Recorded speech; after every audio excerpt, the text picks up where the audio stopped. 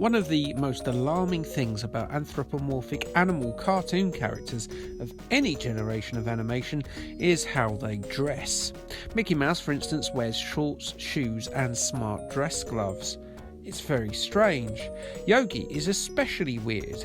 He wears a green 1950s US office worker's hat and a collar and tie, but with no shirt at all. Imagine a human dressed in such a manner. At best, they'd be an end-performance stripper, and at worst, they'd be a colossal pervert. Oh, and this is his first game on the Specky. Starting out in 1985 as a supporting character for the lesser-known these days Huckleberry Hound, Yogi Bear is up there with the most popular and enduring characters to come out of Hanna-Barbera Studios. He was apparently based on the character of Ed Norton from The Honeymooners, not to be confused with Ed Norton the First Hulk, but The Honeymooners itself, which was a sitcom that is a reference that means about as much to UK folk as the absolute horror that is candy corn, the confirmed American tradition of torturing children with taste buds. Pretty much like root beer then. Have you ever tried root beer? Jesus Christ, that's disgusting. Stop it, America. Stop it even before you've stopped the gun violence thing. It's horrible. Yogi Bear's name is based on Yogi Berra, a baseball star who also translates well to UK audiences. It's a miracle it did alright over here, really, isn't it? Still, it's easier than renaming it after Danny Bear. Good old Danny Bear. I miss Danny Bear, but not as much as horny Premier League players of the 1990s.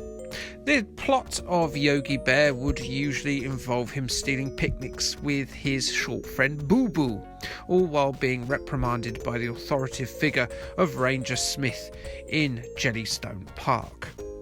He would usually attempt it by some sort of subterfuge or by using his ursine cunning. Look, Yogi mate, you are a bear. Just storm towards the campers. Even in your ridiculous stripper's collar and stupid hat, they're gonna be filling their pants with the clay of the bowl. Many series have followed from 1961 to 1991, and of course the inevitable awful CGI movie in 2010, voiced by Dan Aykroyd and Justin Timberlake. If you're thinking about watching it, just don't. Honestly, don't. Yogi Bear's first video game effort was released by Piranha Software in 1987 for your favourite 8-bit computers, the ZX Spectrum, the Amstrad and the Commodore 64, sorry Electron owners, but why is that your favourite?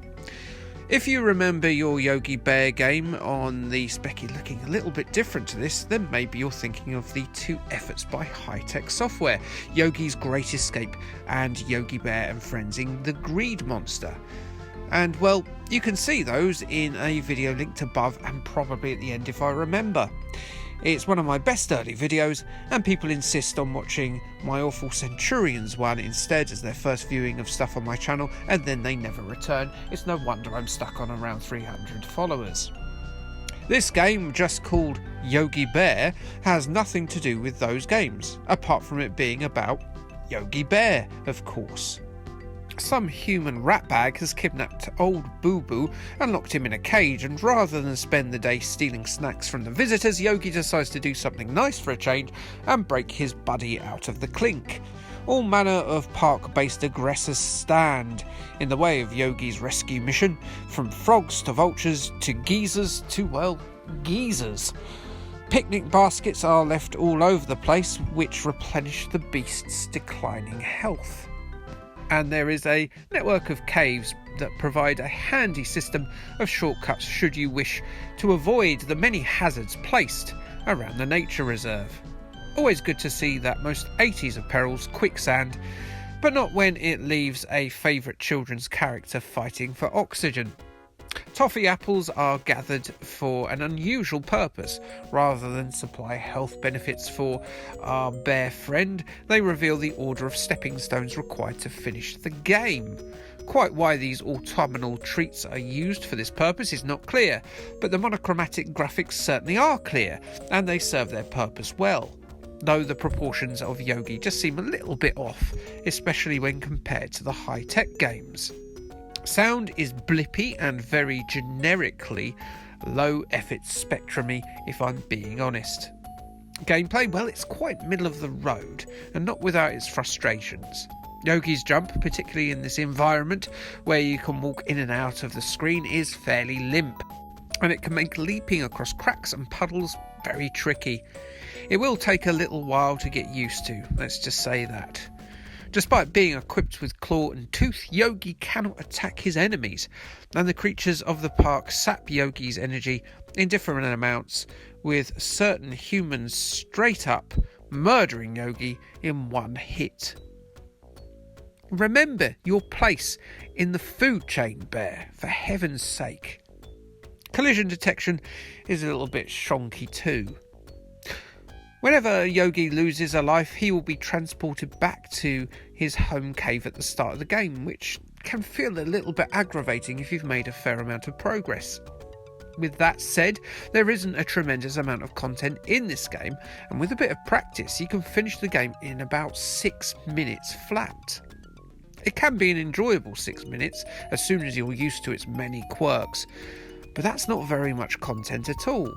Yogi Bear is initially very hard, but it's a very unbalanced way of doing difficulty. Hard and short, like an aroused chihuahua. Crash gave Yogi Bear a 62% in their issue 47. They said it is a very hard game aimed at a very young market. Your Sinclair were more positive in their issue 25. They gave the game a solid 8 out of 10 and placed a pun in their summary. Another cartoon conversion, they said. Not quite what it could be, but bear with it. And you should find plenty to keep you amused.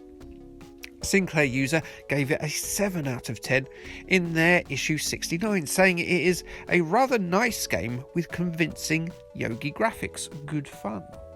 And that's the end of that review. There's not a lot to it, so it's a short review this week. What's coming up in our next Spectrum review? Well, it's Ted Rogers and his flickering hand with 3, 2, 1. Yeah, I can't believe they made a game of that either. But here we are. Like, subscribe, and Kay, thanks, bye.